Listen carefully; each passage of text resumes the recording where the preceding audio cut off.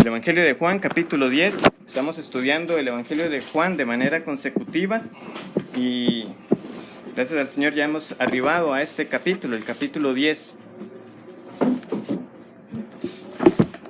Primero tuvimos, ¿verdad?, una introducción de cómo el Antiguo Testamento anticipaba esta figura del Mesías prometido como el pastor. En particular estudiamos Ezequiel 34, pero la semana pasada leímos muchos otros capítulos y pasajes de la Escritura que también hablaban de esta figura, ¿verdad?, donde los salmistas se veían a sí mismos, ¿verdad?, como nosotros somos ovejas de tu prado, o explícitamente diciendo Dios es nuestro pastor.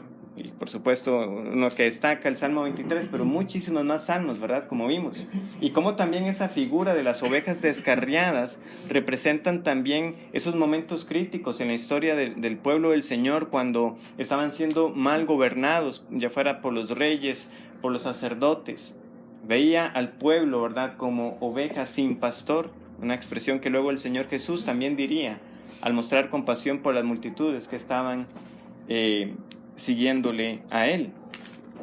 Y habiendo tenido esa introducción, entonces vimos los primeros 9-10 versículos de este capítulo, donde es claro que la figura de Jesús como el buen pastor es la que predomina, pero también destacamos de que Jesús también se hace llamar a sí mismo la puerta, y por lo tanto centramos un poco más el énfasis la semana pasada en esa figura. Vamos a volver a leer los primeros versículos y luego empezaremos a avanzar desde ahí.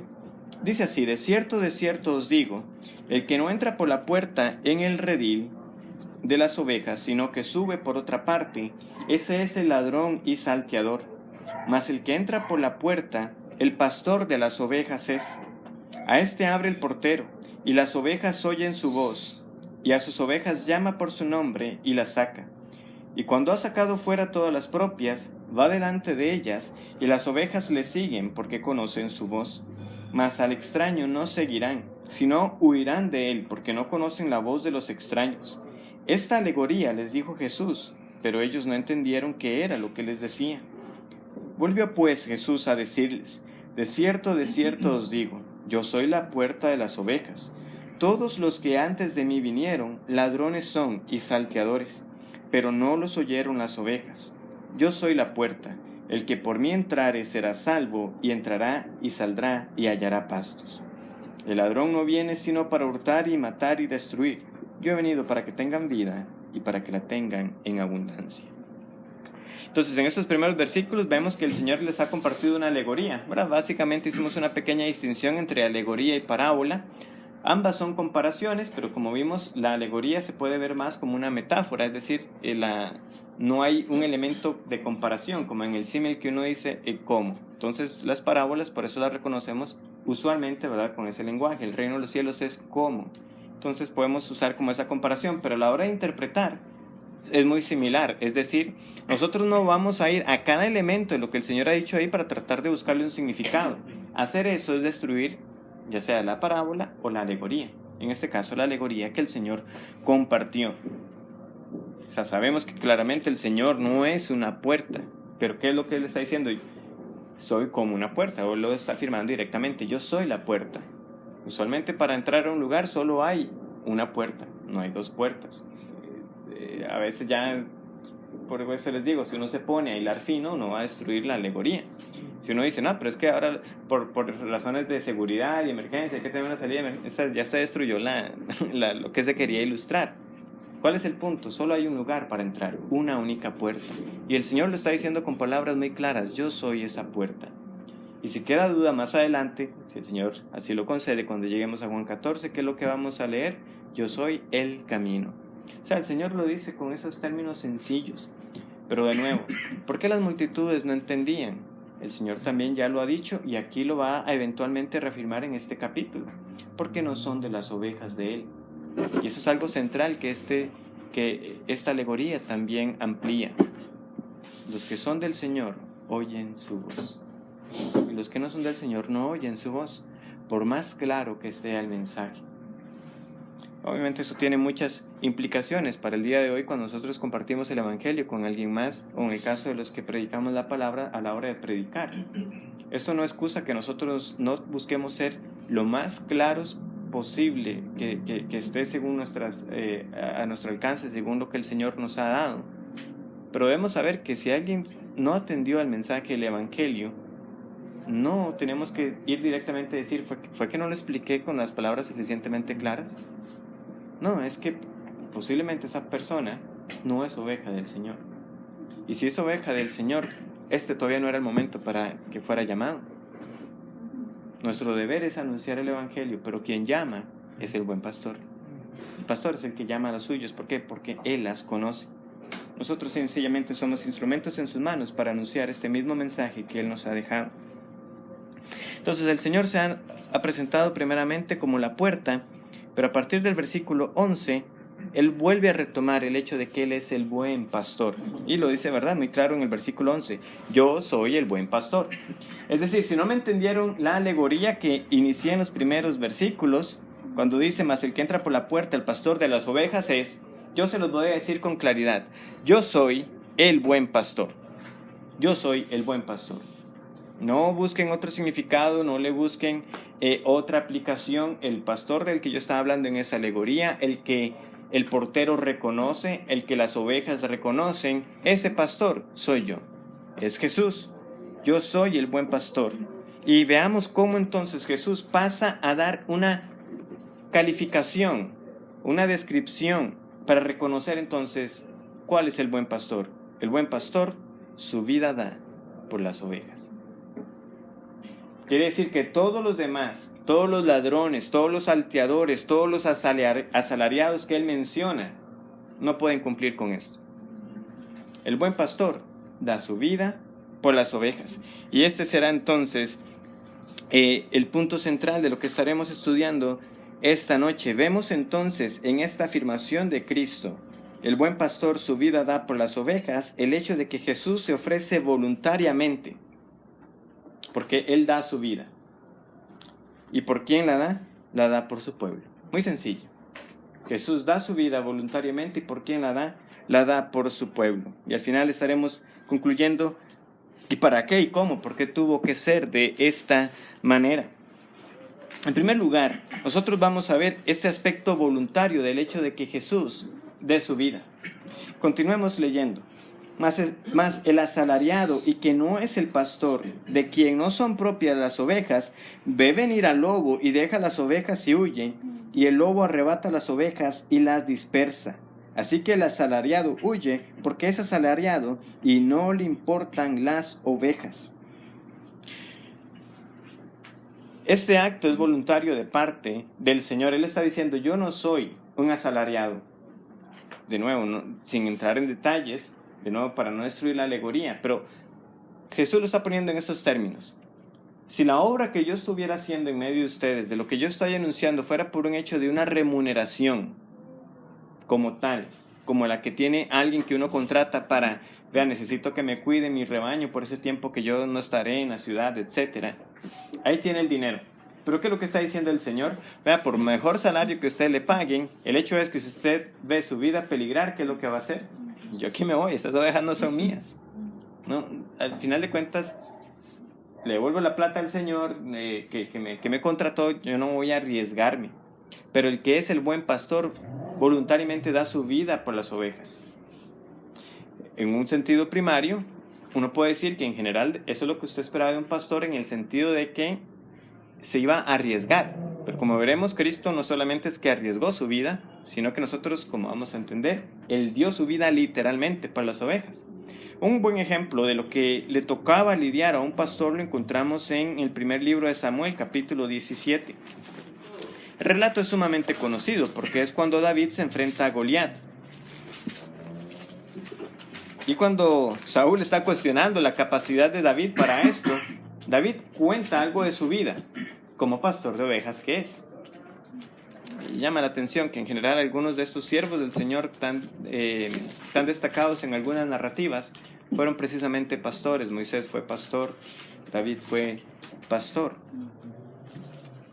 Versículo 33. Dijo Saúl a David, no podrás tú ir contra aquel filisteo para pelear con él, porque tú eres muchacho y él un hombre de guerra desde su juventud. David respondió a Saúl, tu siervo era pastor de las ovejas de su padre, y cuando venía, vean lo que venía, un león o un oso y tomaba algún cordero de la manada, salía yo tras él y lo hería y lo libraba de su boca. Y si se levantaba contra mí, yo le echaba mano de la quijada y lo hería y lo mataba. Fuese león, fuese oso, tu siervo lo mataba. Y este filisteo incircunciso será como uno de ellos, porque ha provocado al ejército del Dios viviente. Añadió David, Jehová que me ha librado de las garras del león y de las garras del oso, él también me librará de la mano de este filisteo. Y dijo Saúl a David, ve, Jehová esté contigo. El estudio de este capítulo es, obviamente, para otro momento. Pero como les digo, rescatemos esa labor que David está mencionando. Ahora, no era que estaba en una casetilla, ¿verdad? Ahí, esperando que, aunque no sabemos que cosas pueden llegar a pasar. Era echarse duelos contra osos, leones y claramente también los lobos. Ahora, como él también menciona, de su confianza estaba en que era Dios que le daba la victoria. Pero tenemos la perspectiva, o sea, ser pastor, no imaginemos que era una labor sencilla, de que usted simplemente estaba con la vara y el callado y, ay, se me salió una por aquí y ya eso era todo el resto de su día y vengan a tomar agüita por acá. Por las noches era muy peligroso. Y durante el día, las ovejas tercas, necias, irlas a buscar, se me perdió una, ¿dónde está?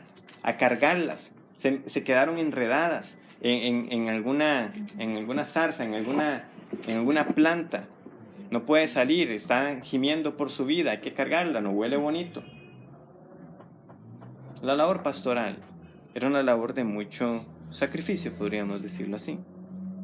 Pero Jesús está diciendo, aunque ustedes pueden tener ejemplos de pastores dedicados a la labor, yo me estoy calificando de una manera singular, porque ningún otro se puede llamar el buen pastor. Y de nuevo, Señor, ¿cómo sabemos quién es el buen pastor? Porque el buen pastor da su vida por las ovejas. Muchos la arriesgan, yo la doy. Ahora, ¿qué más también nos está diciendo el Señor con ese título? Porque uno podría decir el aguerrido pastor, ¿no? El buen pastor. De hecho, el término podría leerse de esta manera: el pastor bueno, o el pastor el bueno. Solamente que por la manera de la reacción como lo tenemos aquí, el buen pastor, y es como usualmente nos referimos al título. O sea, está destacando al propio ese adjetivo. La palabra podría en algunos contextos entenderse como hermoso, de hecho. El pastor bello, hermoso, pero esa no es la lectura que entenderíamos, por lo que el Señor está diciendo. ¿Qué es lo que se entiende? El pastor excelente, el único pastor, el mejor pastor. No hay pastor como Cristo. Yo soy el buen pastor. Él se está poniendo en una categoría por aparte. No hay otro como el Señor. Por eso los pastores con P minúscula, sencillamente debemos sentirnos de una manera como esa sombra que debería estar siempre sobre nosotros. O sea, no nos vean a nosotros. Solo hay uno que es el buen pastor. Ese es nuestro Señor Jesucristo.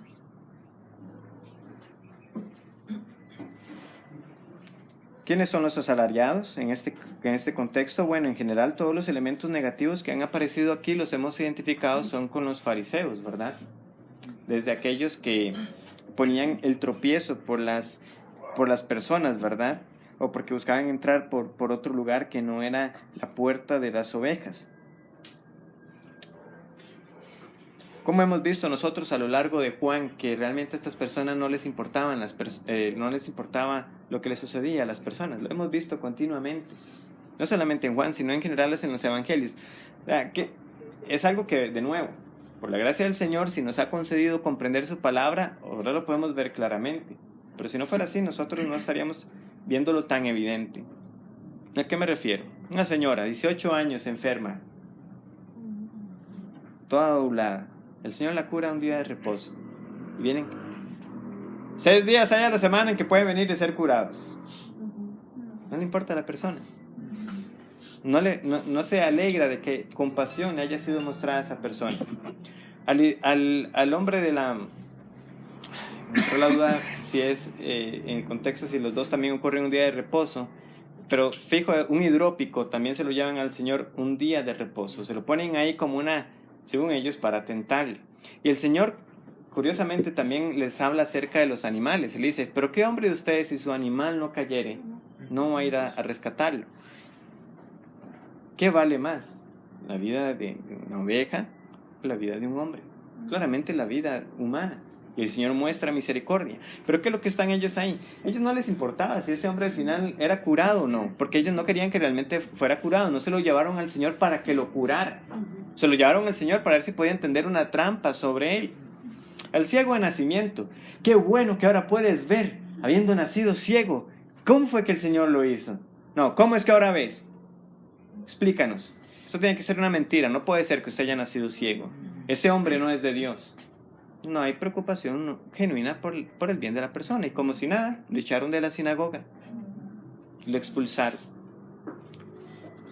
Lo mismo podemos también decir del paralítico de Betesda. Lo que hicieron fue cuestionarle. ¿Quién le hizo eso? Porque lo hizo un día de reposo. De nuevo, ¿le importó a estas personas que este pobre hombre estuvo tantos años poniendo su esperanza en un movimiento de las aguas para ser curado? No, eso a ellos no les importó. Uy, ¿cuántos años pasó usted ahí esperando? Qué bueno que llegó este señor y le curó. ¿Quién fue? No les importaba. Y de nuevo, con todas las salvedades que ya hicimos en el caso de Juan capítulo 8, tampoco lo mostraron para la mujer adúltera, ¿verdad? A ellos les daba igual si era apedreado o no. Lo que de nuevo querían era tentar al Señor. No les importan las ovejas. Pero qué precioso saber que uno puede decir que en un sentido somos esa preocupación particular de Cristo. Él sí está interesado en mí.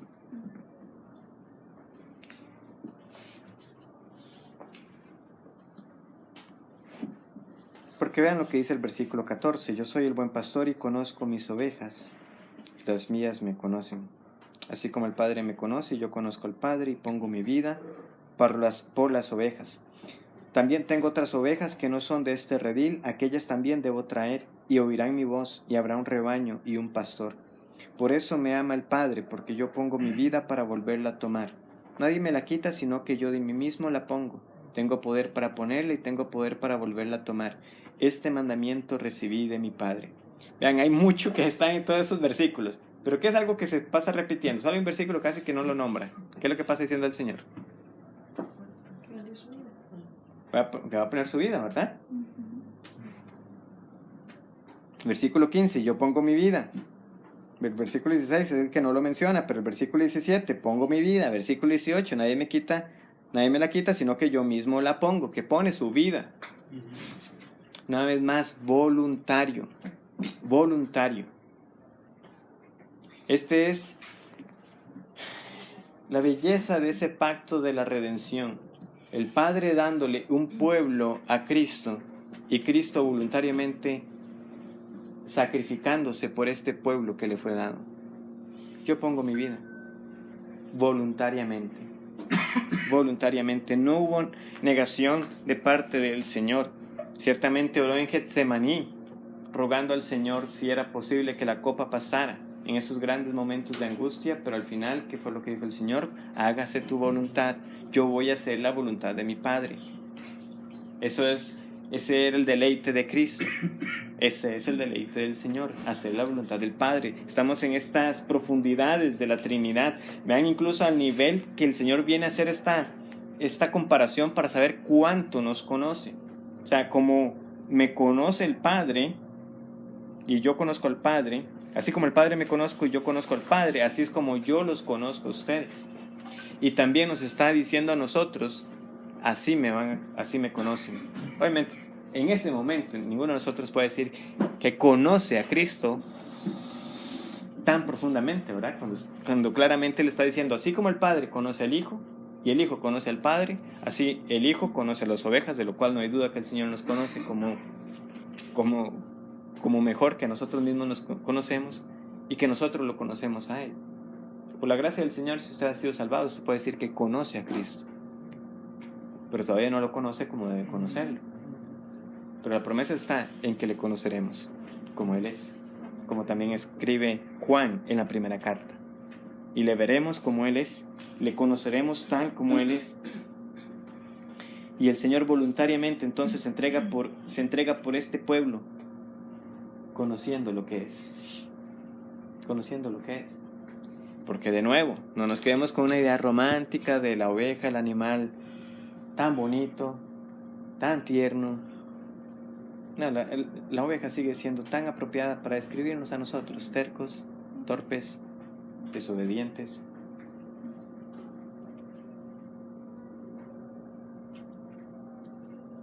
Yo pongo mi vida por las ovejas. Pero ¿se sabe lo que tiene, Señor? Sí, yo las conozco. Y yo doy mi vida por las ovejas. La da a pesar de conocerlos. Conocerlos, podríamos decirlo. ¿Qué más también podemos decir nosotros de este acto del Señor? Bueno, también podemos ver que es tal este acto redentor del Señor al dar su vida, que vean como también dice el versículo 17, por eso me ama el Padre. El amor de Dios por su Hijo, por el hecho de que el Hijo da su vida voluntariamente por el pueblo que le dio. Como les digo, hay una enorme riqueza aquí describiéndonos lo que sucede en la Trinidad. Pero también, como les decía, volviendo al versículo central del 11, yo soy el buen pastor da su vida por las ovejas, es claro entonces de que el Señor no da su vida por cualquier persona. Dice, da su vida por las ovejas. Sí, claramente, es una doctrina que al principio, quizás a muchos de aquí que ahora ya conocen de una mejor manera las doctrinas de la gracia, sea de aquellas que más llegaran a chocar. Si venía la depravación total, si venía la incapacidad total a golpear el orgullo, a mostrar que usted es incapaz de cualquier bien alguno, muchos de nosotros hemos crecido escuchando que ese sacrificio de Cristo en la cruz, de cierta manera, era como para todo el mundo, pero en un sentido extensivo, sin ninguna discriminación.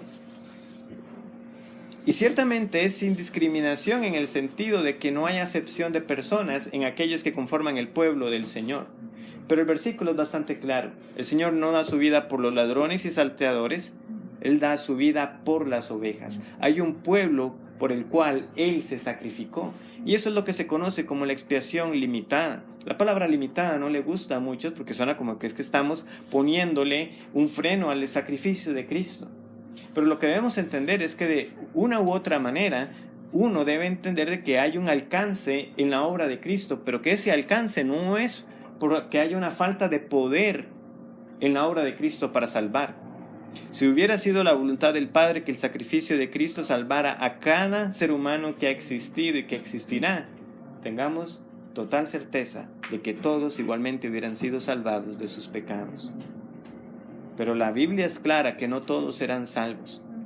La razón de ello es porque hay unos particularmente por los cuales Cristo dio su vida. Y por aquellos que la dio, serán eficazmente salvados. Ni uno de los cuales por los que Cristo murió se perderá.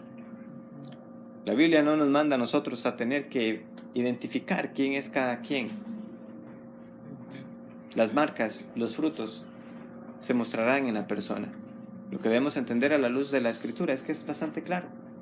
El buen pastor da su vida por las ovejas y solo por las ovejas. Otros pasajes que confirman esto, aunque no es hoy una exposición de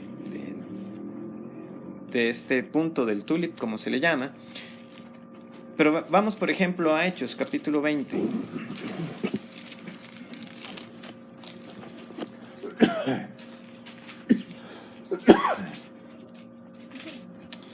En Hechos 20, Pablo se está despidiendo de los ancianos de Éfeso.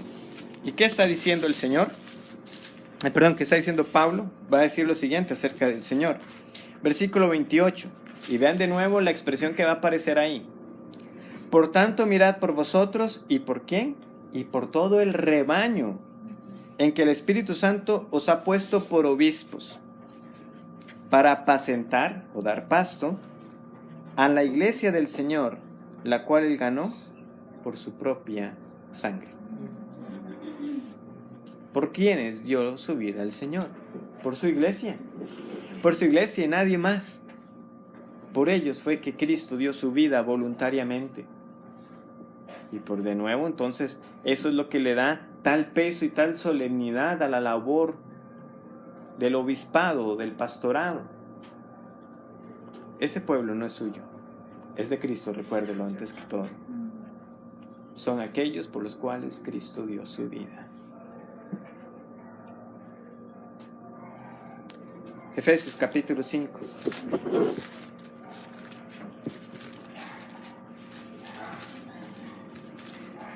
Aquí no es la figura del rebaño, pero también es un pasaje que habla muy claramente. Cristo no tiene varias esposas, tiene una sola esposa, que es la iglesia. Versículo 25. Maridos, amad a vuestras mujeres, así como Cristo amó a la iglesia, solamente a ella, y se entregó a sí mismo por ella. ¿Por quién se entregó Cristo? Por su esposa, por la iglesia, y solo por la iglesia. El buen pastor, el pastor bueno, el pastor excelente, el único y mejor pastor, voluntariamente dio su vida por las ovejas, por la iglesia, por su esposa. Pastor, que hay otros pasajes, sí, hay otros pasajes que pudieran parecer que está indicando como que es el mundo, pero irrestrictamente. Como yo les decía, lo más fácil de entender cuando uno está leyendo esto es que el Señor está hablando, o el autor inspirado por el Espíritu Santo, lo que está hablando es de que no hay discriminación en el pueblo del Señor. Y de hecho este mismo capítulo de Juan también lo muestra así. Porque ¿quiénes son? El rebaño. Y aquí va a venir una declaración que también va a venir a ser impactante para los judíos, porque vean lo que dice. Versículo 16. También tengo otras ovejas que no son de este redil. Aquellas también debo traer, y oirán mi voz, y habrá un rebaño y un pastor. ¿Cuántos pueblos tiene el Señor? Solo uno. Ahora, ¿qué es lo que viene a hacer esta declaración tan asombrosa a los oídos de un judío? Bueno, el Antiguo Testamento sin duda anticipaba que el pueblo del Señor no sería solamente los descendientes de Abraham. De nuevo, conforme la revelación va progresando, cada vez es más claro.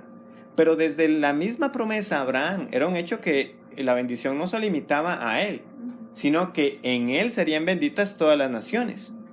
Vemos de nuevo ese alcance de la obra que el Señor estaba anunciándole a Abraham, de las buenas nuevas del Evangelio. No solamente usted, Abraham, todas las naciones serán benditas. De nuevo, no que todo el mundo será salvo, pero de todas las naciones habrán benditos. Habrán aquellos que gozarán las bendiciones de este pacto que estoy haciendo con usted. Pero lo que quizás no quedaba tan claro, ¿verdad? Porque al inicio era evidente que no era una cuestión, por decirlo así, nada más de llegar al pueblo de Israel y decir yo quiero ser parte del pueblo, ¿no? Si usted era un pagano, había algo a lo que usted tenía que someterse. Si era varón, tenía que circuncidarse. Habían pueblos, ¿verdad?, de los que se lee que hasta tal generación no iban a entrar.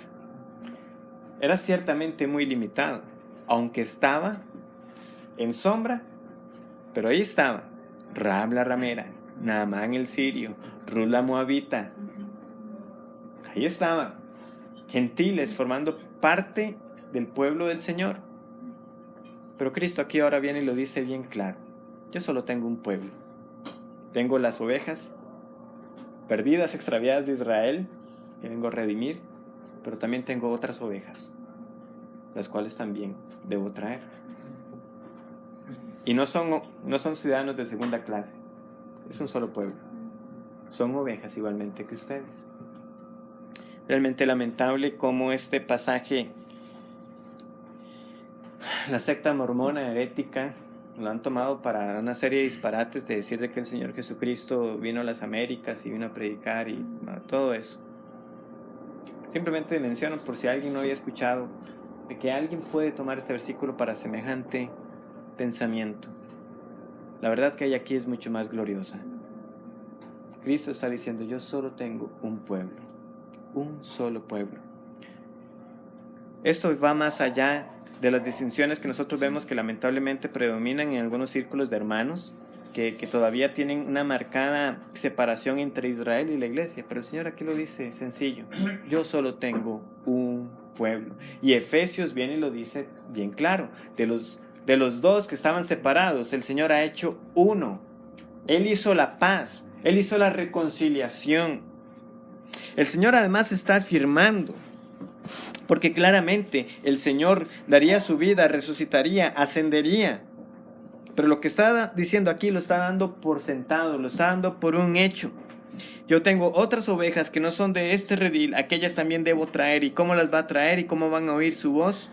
Por medio de la predicación del Evangelio, por medio de la predicación de lo que Cristo enseñó durante su ministerio terrenal. Pero habrá un único rebaño y un único pastor, que ya sabemos quién es: el buen pastor, Jesús. Solamente Él, y un único rebaño, por el cual Él dio su vida. El sacrificio de Cristo en la cruz fue tanto para judíos como para gentiles, tanto para hombres como para mujeres, ancianos y niños, sin ninguna distinción en ese sentido, sin ninguna distinción, pero solamente su pueblo. Igualmente, si usted ha creído, igualmente tiene que verse enormemente favorecido, que usted sea uno de aquellos que Cristo desde este momento había anunciado: yo tengo otras ovejas las cuales debo traer. Y habiendo llegado a este momento de la historia, usted un día escuchó la predicación. Y lo que estaba escuchando no era la voz de esa figura humana que estaba anunciando el Evangelio. Usted lo que escuchó era la voz del pastor que le estaba llamando, y la reconoció. Ese es. Porque mis ovejas oyen mi voz y me siguen. Mis ovejas oyen mi voz y me conocen. Esa es la preciosa verdad de ese llamamiento particular, eficaz, que el Señor hace.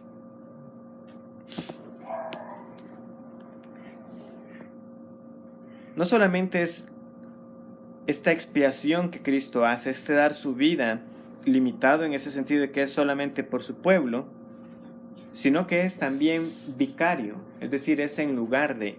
El pastor da su vida por las ovejas. No son las ovejas las que tienen que morir, es el pastor el que va a morir. Y aquí es donde uno ve que definitivamente esto no se puede decir de nadie más, sino de aquel que era el Mesías prometido. ¿Por qué?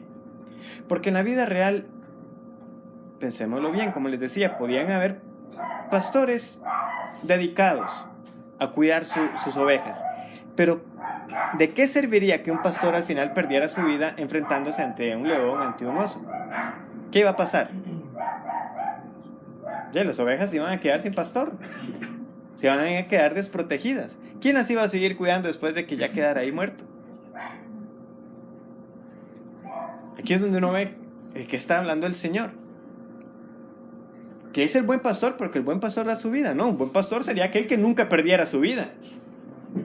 Pero el Señor está diciendo: yo soy el buen pastor, yo doy mi vida por las ovejas.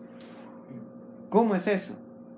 ¿Cómo es eso? Y por eso es que al final están estas acusaciones de algunos diciendo: pero había disensión, tiene demonio. ¿Qué es lo que está diciendo? Vean, algunos es posible que estuvieran pensando que Jesús está diciendo: da su vida. ¿Qué está pensando este hombre? Que se va a suicidar. Pero hay algo que no hace sentido, porque Él dice que tiene poder para volver a tomarla. Y eso es entonces lo que le pone en una categoría diferente. Todo aquel que diera su vida al final, todo pastor que al final fuera y luchara contra las fieras y muriera, ahí quedó.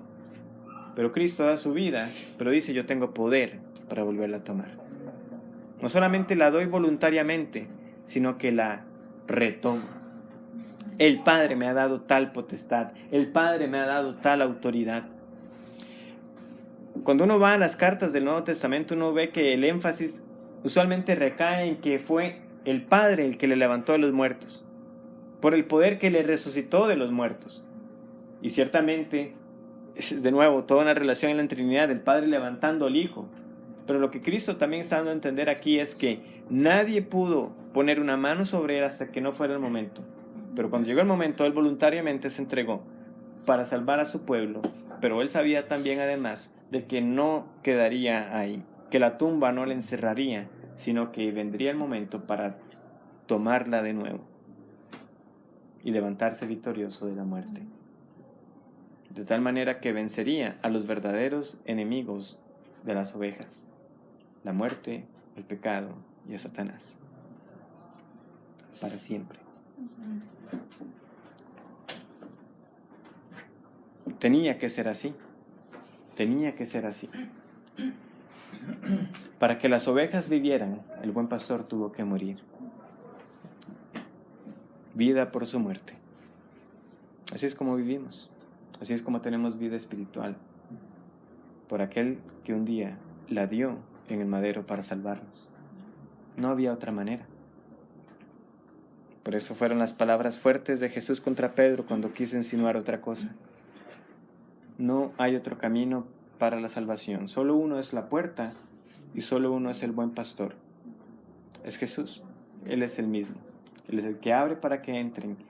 Pero no solamente es que abre para que entremos, es para que, como él decía en el versículo 10, ¿para qué es que él abre la puerta? Para que sus ovejas entren, para que tengan vida y para que la tengan en abundancia. Y esta vida abundante fue posible por aquel uno que un día la dio.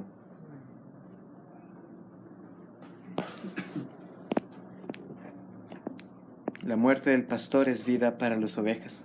Ciertamente este mensaje muchos no lo estaban entendiendo. Demonio tiene y está fuera de sí. Una acusación también que fue común en el ministerio de Cristo. Por Belcebú es que saca a los demonios. No, ya este está loco. Ya está loco. Posiblemente esto que estamos viendo debe ser consecuencia de que debe estar poseído. Incluso estaban insinuando. Pero habían otros que ya se estaban cuestionando. Es que no puede ser obra de un endemoniado. Lo que está diciendo no lo estoy captando completamente. Pero lo que ustedes están diciendo de que este hombre sea endemoniado no tiene sentido. ¿Puede un endemoniado dar vista a los ciegos? Y por eso es que posiblemente este diálogo no estuvo muy lejano en el tiempo. Y por eso les digo que algunos creen que incluso se dio inmediatamente después de la curación del ciego. En todo caso, el evento todavía estaba fresco en la memoria, ¿verdad? Este hombre no solamente tiene poder para dar vista, sino que ahora mismo está diciendo de que dentro de nosotros que estamos aquí escuchándole, hay unos que no le escuchan porque no son sus ovejas. Pero si hay aquel que le ha escuchado y acude a él, es porque verdaderamente es una oveja de él. ¿Qué quiere dar a entender él con que es el buen pastor? Bueno, muchas de estas preguntas van a hacérselas a Cristo cuando ya abiertamente le van a decir: si tú eres el Cristo, dínoslo hoy. Nosotros sabemos cuál es la respuesta: Él es el Cristo. Esa es la respuesta abundante que Juan a lo largo del Evangelio pasa diciendo, ¿verdad? Y estas cosas han sido escritas para que creáis en el Hijo y para que, creyendo en Él, tengáis vida en su nombre. Vamos a orar.